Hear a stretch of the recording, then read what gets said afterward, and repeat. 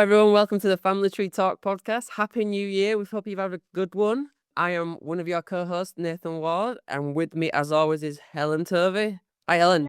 Happy New Year. Happy New Year. Have you had a good one? I've had such a nice Christmas. Non-stop family, then with a couple of days of decorating, plus a bit of family history and a bit of crafting. Couldn't do any better than that. Oh, that sounds lovely. How about you? It's been an interesting one for me. I've been making lots of new traditions this year. My children are growing up, so the landscape of the festive world is a bit different. So I've been sort of just reevaluating everything and saying, right, how do I make new traditions that are going to go forward and feel good? So sad in one way, sort of, losing the sort of childhood magic side of it, but good in the other ways of like actually having a bit of fun, getting out, meeting people. Yeah, it's been good. Very nice. Sounds very, very good. Yeah. And did you have a chance to do any family history over the holidays? I didn't. I've been really bad. I'm such a bad man. I'll be honest, I did get distracted by that fertility census. I said I wasn't gonna, but now I'm just like, that's what I want to do. So I'm just chatting everybody in 1911 and looking for missing children. But I haven't actually delved into finding any missing children. I've just noticed that there are a few. So it terrifies me because they're missing, as we discussed last week. But it's like a little project for me now. I think it's a really good project. I'm actually doing something really similar, and it all ties in beautifully to a topic that I thought would be really fun if we talked about today, which is about birth certificates. So right at the start of the year, birth certificates are kind of your first document you get when you get born, when you arrive at planet Earth. So it's kind of a cool place to start, isn't it? It kind of makes sense in my head. It does. It's a new beginning. It is. And so I'm looking for all these missing children who I haven't necessarily found. Because, I'm doing my project. I've built my tree back, and now I'm trying to build my tree out and down. So that would be good for my DNA. That was my overall goal. But I realised this is such a much, much, much more interesting, better goal than just DNA. Yeah? Okay. Because what we get taught when we do a family history, you know this, don't you? You start with what you know and you work back in time from something you know to the next generation back. And every baby, even if you can't track the dad, it's normally the dad who is a bit, if either parent's going to be unidentifiable, it's going to be the dad on the whole, isn't it? But each baby has two parents. So if you're just building your tree back, there's this very orderly pattern that you know exactly what you're going to find. And you look roughly 25, 35, 40 years before the baby's born to find when the parents are born. And there's a certain inevitability to it. And that's fine, but that's not how we live our lives. It's not what it feels like to be a human. It's not what it feels like to be in a family. And I'm finding this building the tree forward, I'm finding it so emotional because that is what it feels like to be in a family, because you've got the generation and then you're gradually collecting all of their children and you're building them forward and you see what happens to the next. And you don't know what's going to happen to them. So you might find a family with 6 children and some of them might die as a baby. Some of them might die as young adults. And so you get this sense of what it's like to, it's so emotional. Yeah, that's really interesting way to think about it as well. Like you do naturally go backwards. So there is that inevitability that these people have already died. But yeah, if you're doing it the other way around, then you are charting an actual journey. Yeah, that's... I feel like, have you seen Atonement with Keira Knightley? I'm going to say yes, but it was a long time ago. So it's fantastic. And I was one of the last people out of the people I know to watch it. And everyone kept going, you've got to watch it. It's amazing. It's amazing. So I eventually sat down to watch it and it was amazing. But what nobody told me was it's like super heartbreaking and you couldn't make it any sadder if you tried. Like any twist just makes it sadder. And it's just a proper all-out tragedy on every front of bad judgments, missed opportunities, just people's lives getting trampled by each other and lying and it's awful, awful. No one told me that, so I was completely unprepared for that emotional roller coaster when I watched it. And that's what I feel like with the DNA tree. Everyone goes, it's really useful. If you track your tree out and down and forward, it's really useful because then those DNA matches make sense. No one's told me, so I'm warning other people, do it and you'll get an amazing sense of your family, what it feels like for each of those generations, because you hear the big Victorian families having 8 to 10 children, but you really see it in kind of real time building it forward. when the children get born, which ones make it? It's like, it's tough being a little human, and not everybody makes it. It's heartbreaking, Nathan. Anyway, it's really, I think it's a valuable thing to do, but it's tough. Definitely. It is an interesting twist though, isn't it? Because you are just feeling the emotions with that direction. I think I have done that a little bit when I've gone on side shoots, but not so much when I'm doing my straight laced data gathering. I guess you are just going backwards. Yeah. You get emotionally attached, don't you? Mm. Oh no, little Timmy's lost his job now. He's a down and out. Yes, yes, yeah. All of that can happen. So with your tree, we're talking about birth certificates today. So how's it going with you gathering birth certificates? You've done quite a lot of certificate ordering, haven't you? I've done a bit, but I am very tight, so I will leave it as my last thing to do. So I only usually order a birth certificate. I can't remember why I only ordered them. Maybe if you can't find the baptism register entry digitized, do you order a birth certificate then? Yes, probably would. Yeah, I think it is just for clarification on the date. Yeah, so I think I actually have that many birth certificates. There was a big splurge early on, but recently I haven't needed to. Yeah. So if you get clarification on the date and you get the mum and dad's names and occupations, it's all good for Yes. for building, corroborating other stuff you're finding. Yeah. Fact building, yeah, definitely. I don't think you're tight. I think with family history, we're always gathering so much information. We do have to make continuous decisions about what we're paying for, don't we? I think that's all right. Yeah. Tight. Might don't want to waste your money in one place and then actually find you need to spend it somewhere else. I feel like for me, I only spend money if I'm intrigued. So I have been managing to gather birthdays, and I'm sorry this is ruining your subject for the day, but I'm more inclined to get a death record because that's got an intriguing, well, how did they die sort of mystery. I like that aspect of it, which sounds quite dark saying it out loud. But anyway, yeah, that's what. Well, I think you're right because I mean, a death certificate tells us you reading between the lines, you can get quite a lot of information about somebody's life, like their cause of death can shed a huge amount of light on their life if they've depending what they've died of. And pretty much, if thinking back on the death certificates I've ordered, they sort of tie in with birth records as well, because it's usually the mother who has died in childbirth or shortly after childbirth of some complication, which obviously does happen a lot the further back you go. Mm. That's what I'm finding a bit with my forward tracing. I can't necessarily find all of the children, and I feel sure that as a one family, I've got the 6 children. I can only find 5 of their birth entries, and I feel maybe one died, maybe one could be stillborn, and so they're not going to get at that point in time. They're not going to get a birth register entry. Right. It's still the 1920s. This is before the 1920s. So from the records point of view, there's no record of this baby's birth because it was born deceased, so it doesn't have a birth register entry. But for that mother, she had that baby, so she's put it on the fertility census, on the 1911 census. This is a very, very sad. It used to be a happy topic about birth, so we've gone straight to all the gloom. What we have. It's very miserable. I was feeling quite upbeat until I started the podcast. You're right, I am going to end up ordering more birth certificates, aren't I now? Particularly now this little mini project's come up, because all of these missing children from the 1911 census don't appear on the 1921. So the only way I can find their details is if I order a certificate. Going to be an expensive month.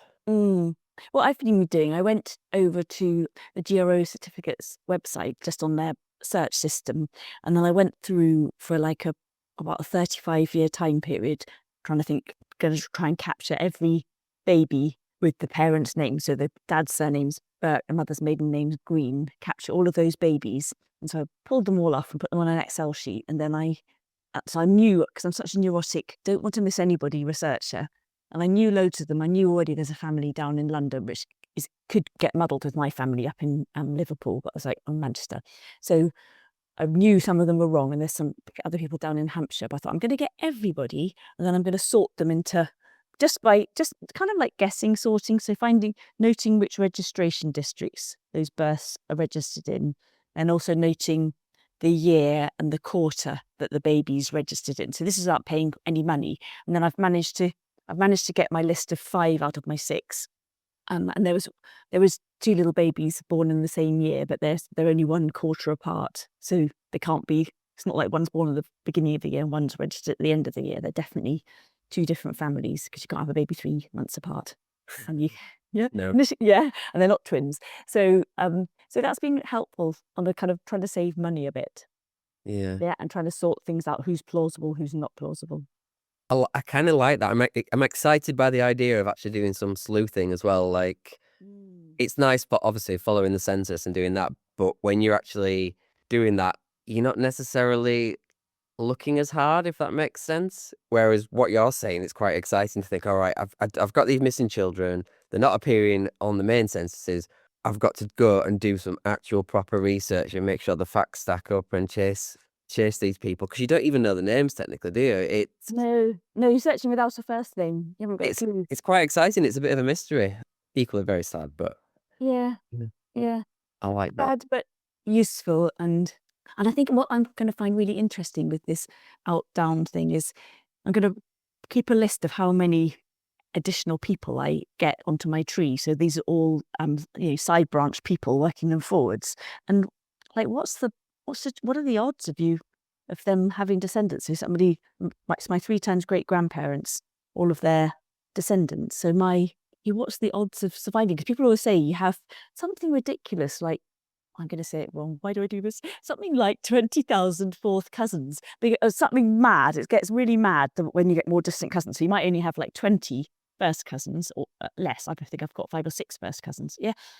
But then the further you go back, because you've got many more, great grandparents, 2 times great grandparents, 3 times great grandparents, and then all of their descendants coming down, you can end up with many, many, many hundreds and thousands of those more distant cousins.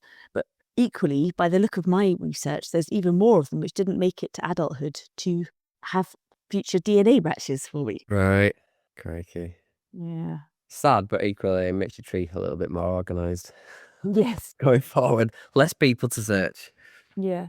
So we've talked about for England and Wales, then we do have to part with a tiny bit of money to get hold of the proper birth certificate, don't we? And we talked about you can search on FreeBMD, search on the GRO certificates website. They're great places. But then if we're going over to Ireland, then up until the 1920s, you can get the whole of Ireland on for free and actually look at the register entries details, which is fantastic. So it means you don't need to order a certificate for those more historic birth records. So you've got some Irish ancestors, I think, haven't you? I have, yes, on one branch. I don't know. Yeah, I've got one guy who was in the army and he went over to Ireland and he's married a woman in Ireland. So I have the potential to find a few bits and bats out there if I need to Mm. delve too deeply on those guys. But that's so even though you haven't delved deeply yet, it's just that irishgenealogy.ie website, then that's the one to go to, and you can have fun with no money, which is this time of year, straight after Christmas, is always a good thing as well, isn't it? Yeah, that's the best kind of fun to have in January. Yes, yes. Very fun. And then Scotland, so we don't forget Scotland. There's Scotland's people, isn't there? That's another thing we've got to do this year. I don't want to be all about the resolutions this year. I want to be a much more calm person. Yeah. That is- Well, I've only got one resolution this year, and that's to give up gambling. Really? Yeah, I bet I can do it. No. Sorry, sorry. Terrible, terrible joke. Yeah. Yes. Yes. I'm not going to resolve to get through all my rabbit holes, but I do feel like I am leaving far too many open ends, and so I will. I'm going to write a good, solid list of really good, strong things that I want to do Mm. beyond my regular research. But like I said, I am now distracted by these missing children, but it's intriguing and it's breaking me off from the just data gathering. Mm. Even though it is data gathering, it's more sleuthing, isn't it? Mm. I'm similar to you. I'm not. I learnt last year. I tried to do too many things, and I became the world-leading expert at not finishing anything. And so, I don't want to do that anymore. I want to be a bit more. Don't jump from one thing to another in a fit of enthusiasm. With a bit of self-discipline. It might take a bit longer than I want, but just keep at it, and then I think I'll feel happier because I'll have actually accomplished a finished goal. Yeah. I mean, it's easier said than done, though. I literally said I'm not going to get distracted from filling out all my third times great grandparents. And as soon as that 1911 thing came about last week, it's actually all I've thought about getting back to. It's that new shiny object, isn't it? And the mystery of it. It's intriguing. Mm.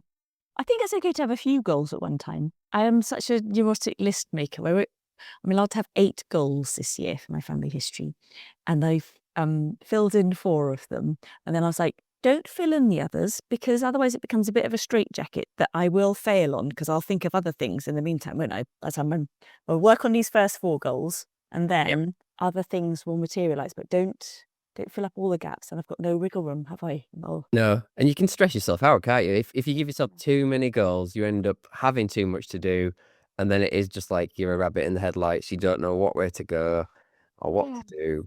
I like that though. I like the idea of writing 8 goals down. What I thought with 8 is because it's tempted to do like 1 a month, and I was like, nope, I have a real life that throws me loads of curveballs. I don't even know what they're going to be. So I've got 4 months of curveballs, and it could be that just some of those projects take more than a month. That's fine, or it could be just other chaos happens. Exactly. Well, equally in your research, something random might come up that then sends you off on a tangent. It's literally like I've seen again last week. We talked about the fertility thing, and suddenly I've got a new task to do without even asking for it. But I'm like, oh, I need to do that. I think that'd be cool though, because if you're doing it and I'm doing it, we can compare notes. I think that will be interesting insights. And I think your family, what sort of, do they live in a small town? Are they mainly in small towns, or where do they live? Well, the sort of last couple of generations, it's all sort of Yorkshire, Pudsey area, definitely. So what's Pudsey like? Is it a small town? Yeah, it's a small, yes, it's not like a big city. It's a small town. It's hard to quantify it. But they're all in that sort of area, that sort of district. So mine are city dwellers by then. So with that kind of classic thing that is really bad child mortality rates in the Victorian cities. So that'll be interesting whether that is borne out by my family tree. I kind of feel like it might be. Yeah. I didn't even think of it like that. Oh, I didn't either. I think we will have interesting points of similarity. I think it's really cool. We've accidentally ended up with the same goal for different reasons. It's not going to happen though, is it? I'm going to get distracted. Well, okay.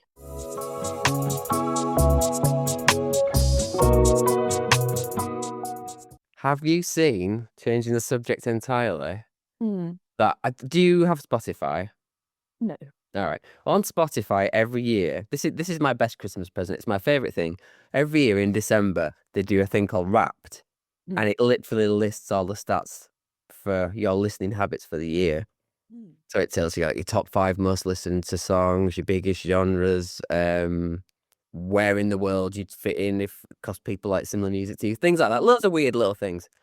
Anyway, Ancestry have done it this year. If you go into Ancestry, you've got your 2025 in review. Oh, what's yours like then? It says, I looked at 2,472 hints this year. I don't know whether that's up or down. Well, it must be. I've only been doing it a year. That's fascinating. Carry on. Any more statistics? I've looked at 590 individual records. Yeah. My tree, I've added 188 people, which obviously I would have done because I've literally just started. Yeah. My tree rating's 9.8. Oh, stop it. That's fantastic. That's fantastic. And then it goes to DNA, which is hilarious. Why is that hilarious? Tell me about that then. What can you see? Well, it's going to give me some stats, isn't it? And I have actually honestly done nothing other than take the test. So it says now that my DNA features in 7 different regions. My DNA match list is at 1,856. Means nothing to me. So you've got 1,800 DNA matches? Yeah. And apparently they've categorized me as a hint hero. That's my badge. So I've got my sticker for the year is that I am a hint hero. That's good. Is it good or does it make you I don't know. I don't want to be discouraging. No, I think the hints are really useful. I think they definitely have their use, and it's silly in today's modern world not to use the aids and the hints that we get provided with. But equally, we just got to know what we're doing. You've got to be diligent, don't you? You can't just dive into them. Yeah. But they're a good starting point. I say it every time, don't I? It brings up lots of different records for me. I never would have noticed. I must have done some family history research this week because I've just remembered I found a document. I had the guy that died quite wealthy, and I haven't ordered the will yet, but it's on my list of things to do. That's one of my 4. But I also found a tax record for him, which is like it's written in hand, yield dividing, because it's obviously quite way back when. That was quite cool. It is cool. I think that is a nice idea. So you get led to documents that you would never otherwise have known about to even look for. So that's really cool. And then it's a balance, maybe, isn't it? using them sometimes, using them if you're stuck, or using them, as you say, just to help you branch out into new research areas. But if you've got your goals, they're never going to help you with your goals. They're always going to take you off. It's literally like you're going into the restaurant and you go, I want to eat a healthy meal, and then someone just keeps leading you off to the bowls of peanuts around the bar or something, and just like, well, I really eat the peanuts, but really, I will sit down and eat a healthy meal. Yes, yes, definitely. They are quite the distraction. Mm. Mm. But sometimes entertaining and sometimes interesting and insightful as well. Like, gives you a flavour of the lives, doesn't it? Mm-hmm. I've said before about the guy who was the miner who then became a pub landlord, and finding all the lease documents about that. It just fleshes them out as characters. And Those are amazing discoveries, really. yeah, so if I didn't have the hints, I wouldn't have found those documents, and it would have just been, I don't know his name, Terry, who was on the 1918 98 census, doesn't exist. Whatever census, it would just be a name and a number. So that is cool. Mm. That is cool. I mean, I would say that I'm a hint hero. So You'd be a hint hero. I kind of don't look at my statistics on Ancestry because I'm such a bossy old thing about hints. And then I'm sure if I open mine up, shall I dare to have a look at how many hints I've looked at? it's funny if yours is worse than mine. I shall have a quick peek. Yes. Oh my goodness. Okay. Let me have a look. I'm gonna make you guess. I have no idea how many hints I've looked at. Right. Well, I'm going to be cruel and suggest you've looked at more hints than me. Funny. That'd be funny. So I'm going to say you've looked at 3,000 hints this year. Okay. Oh no. Oh, Nathan. What have you done, Helen? No. Well, I didn't look at this many hints. I think they gave them to me. I don't like to think I looked at them all. I wouldn't have had time to look at that many. That's such a big number. Go on. No, so I think this means that they provided me with them and I didn't look at them. 4,177. It's almost double what I've got. I think I didn't look at that many. That's not possible to look at that many Yes, you hints. do. You just cheat all the time and pretend it's your own information. No, I'm sure I didn't. Oh my goodness. I'm sure I didn't look at that many. I'm in actual proper denial. Yeah. Anyway, should we get back to the topic of birth certificates, moving swiftly away from hints? I will load up about my tree score. My tree score is stubbornly at 8.9. That's good. Oh, well, not as good as yours, though, is it? That's the problem. That's the main competitive problem. I think mine's unrealistic to keep, though. I think it's a silly score. You've probably got a gajillion people on your tree compared. I haven't got a gajillion people, and I do. Ever since this tree score came in, I have tried to be more diligent about adding my sources, filling in all those little fields. Quite nitpicky about it. I mean, not really precise. I don't do it so much that it grinds me to a halt and I feel stuck, but I do it kind of man on a galloping horse style. I go, this is useful information. This will mean that it can get retraced. If I was doing it in exam conditions and Elizabeth Joan Mills was marking me, I would get a very low score, like 1 or 2 out of 10, but it's functional. Yeah. Yeah. It's not necessary, is it? It's just a good way to keep you being sort of meticulous and diligent. And yeah, and it's retraceable. That's the main thing. yeah, I don't want my tree score to drop, but if it does drop, that's fine. But if I've got that mindset where I'm working to keep it at the level it's at, then you'd think that's only because I'm doing good research. So it's a good motivator, I think. But in the end, it means nothing. I think it does mean something. Okay, fine. Yeah, I think it is a good motivator. Let's say you were looking through hints, because some of the hints get provided from trees. Can you see verses? Yeah, would you? Can you see someone else? To be honest, I don't look at hints on other people's trees because Lies. I feel like that's really. You look at everyone's hints. Yeah. I feel like that would impact me if I could see someone else's tree score. If I was going to look at the hints from somebody else's tree, see their tree score, that is going to make that I'm going to use that as part of my decision process of how reliable the information I'm finding is. Yeah. Yeah, I think that does make a difference. I don't know if you can see other people's tree scores. I think we've had this conversation before as well. But if I could see someone's tree score and it's higher, then obviously, yeah, you know that's worthwhile looking at. Yeah. So scrolling back to the birth certificates, then you mentioned about how interesting it is with death certificates, and we were chatting about that and the other records you can use to fill out somebody's life. But then with the birth certificate, it doesn't really tell you anything, does it? It tells you the baby was born. you've got the date, you've got the parents' names, dad's Mhm. occupation, but the circumstances of our birth can be, they can be difficult or troubling, or there might be a twin and one doesn't make it. And none of this on the birth certificate. You just got the birth certificate. And whereas it's quite a big deal. Yeah. Very rarely, I guess you would find it. Sometimes there's been stories of a baby born in the post office, a kind of surprise delivery, that sort of thing. You see it in the past, you see it in the local newspaper, wouldn't you? Or on social media. Yeah. With that way, you're going to tell something unusual's happened. But otherwise, it doesn't give you any clues as to what happened. It really doesn't. And I guess if I put it into the context of what I'm now looking for, the biggest most exciting thing is actually finding the name out from the birth certificate, because that is a total mystery. But you'd like to think all the other documents you've got around a birth certificate just sort of solidify facts for you. Yeah. So it's good. It's good from a research point of view. As you say, you get the name, but you don't I think when a baby's actually born, then you bring up your friends and family or tell your colleagues at work, and everyone will be like, "So what's its name? Is it a girl or a boy? What does it weigh? What is the mum or baby okay? Mm. What was a birth like?" And all of that kind of chit chat, social stuff. You don't know what the baby weighs. You don't know whether they were in labour for an hour or 3 days or anything in between, don't you? Yeah. It feels like hard facts, doesn't it? Like literally too hard of facts. Yeah. Does it not even tell you the location of where they're born? Um, yes, it will tell you. I think it tells you the home address. Let's have a look. Let's dig up a birth certificate and have a look. Residence of the informant, does that mean the person that's registered the birth? Residence of the informant. Yes. Yeah. The one I'm looking at isn't telling me like if this birth was a home birth or if it was in a hospital. I don't seem to have those facts. No. And I don't remember my birth certificate. I think my address is wrong on my birth certificate, but my mum didn't notice at the time. So it says an address that I never actually lived at. Mm. That doesn't matter. It's close enough.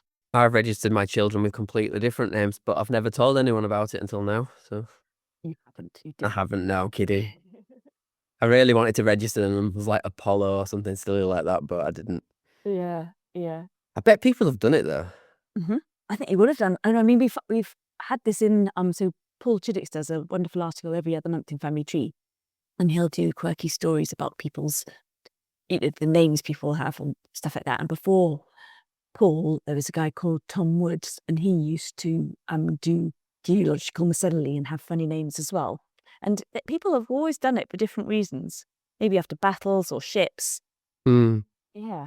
But can you imagine like going to register someone's birth and saying, right, they're going to be called Ian, and then just coming up with something random like Euphrates? Mm. Mm. What? Yes. Imagine the abuse you'd get when you got home. Well, yes. Yes. It's that little moment of power, isn't it? It's like, okay, she wants to call this child that, but actually. Yes. That's so wicked.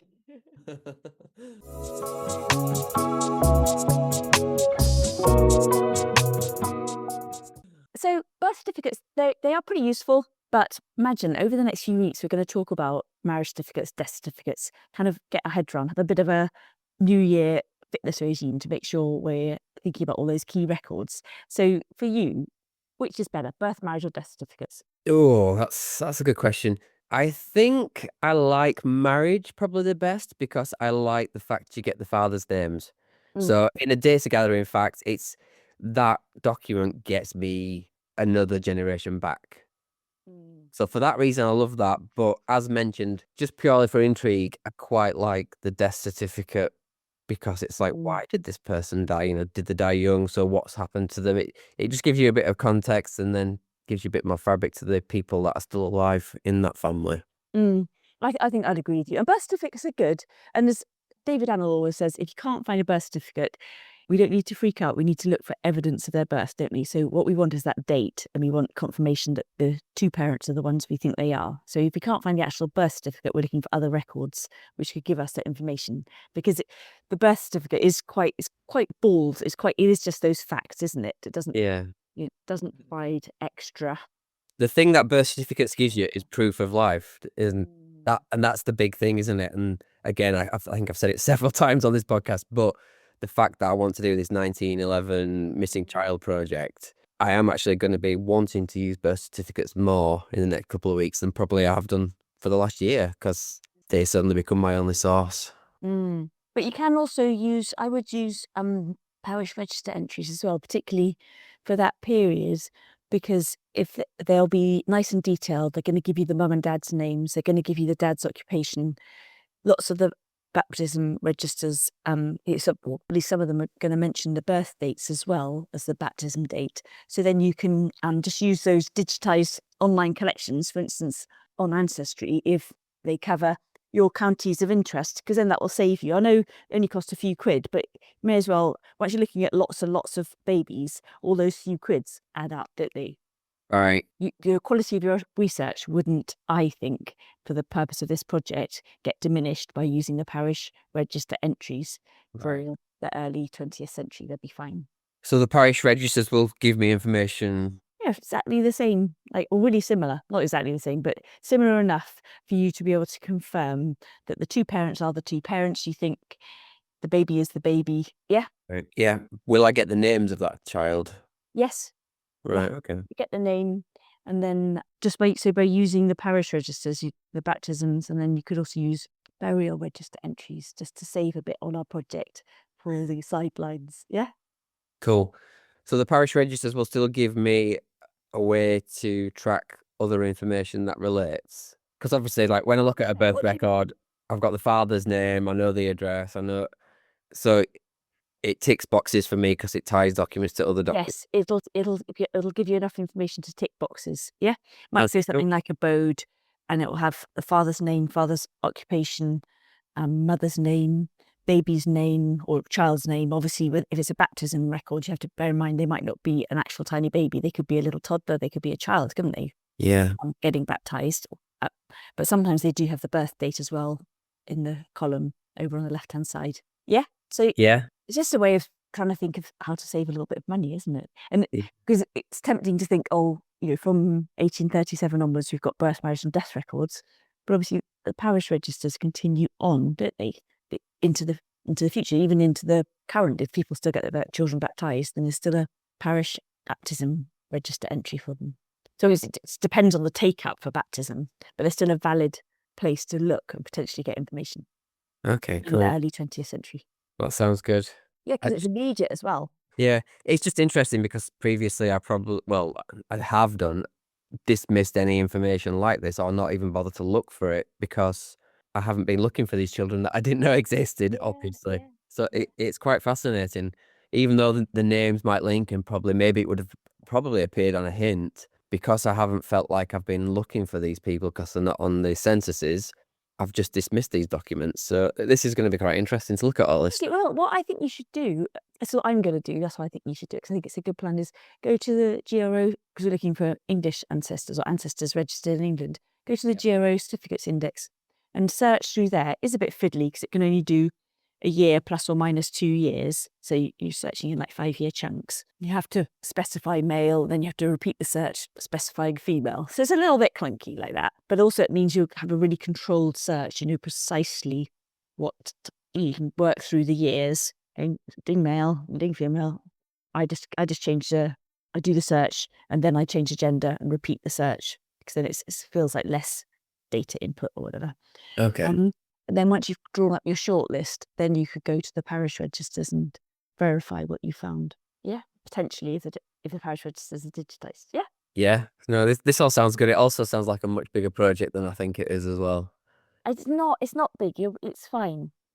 It depends on how many children I've got to find, I guess. Well, it's very true. Yes. I know I'm missing 2 already from just one set of people, so. Yes. But I guess once I've done a few of them, I'll get a rhythm going. Yes.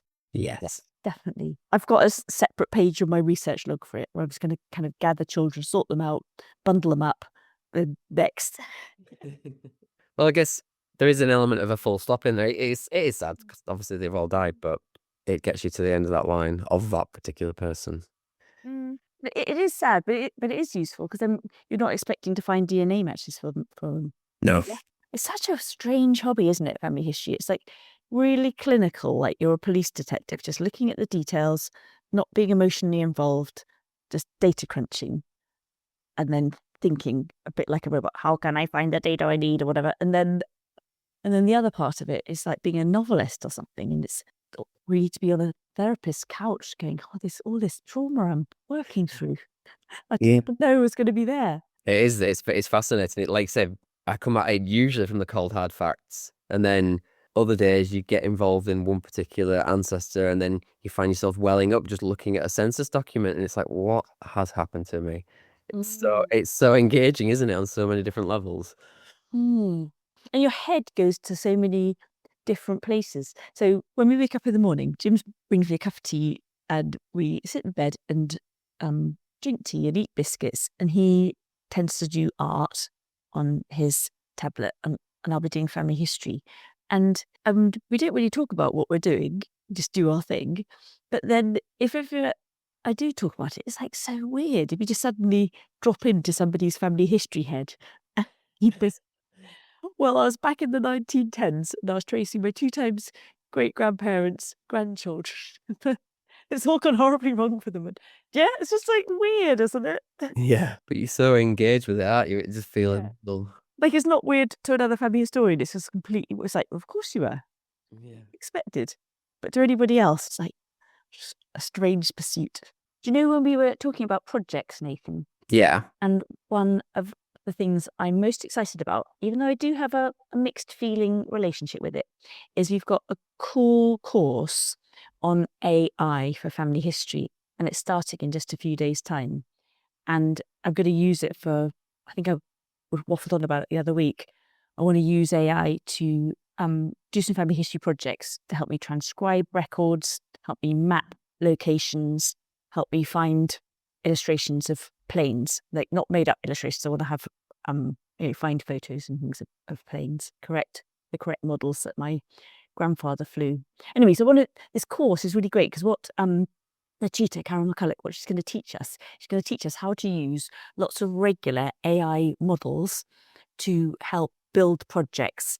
And so that could be for all the different things you could use family history for. So it's the same as any aspect of our family history. It can be as varied as you want. You can keep it like I want to keep mine quite factual. I want it to help me do factual tasks faster.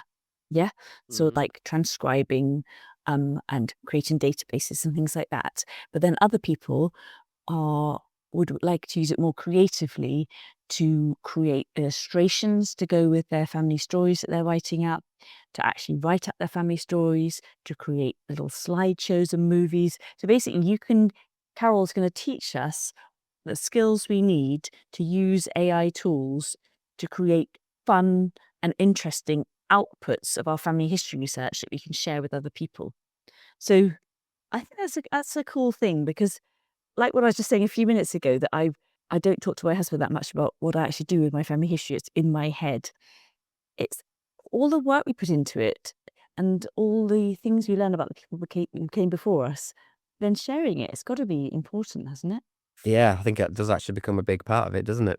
Otherwise, why are you chronicling all these things? Mm, Yeah. So I'm very excited about this course. It's finding out what AI works for you, isn't it? Really, Yeah, that's so well put. Really well put, Nathan. Yeah. obviously there's a lot of trepidation and fear about it, and people really don't like some of it, and some people embrace too much of it, maybe. But finding out how to integrate it within your work that makes you happy about it is Mm, quite an important thing because I think it's it's here to stay, isn't it? As AI, so mm. how we embrace it.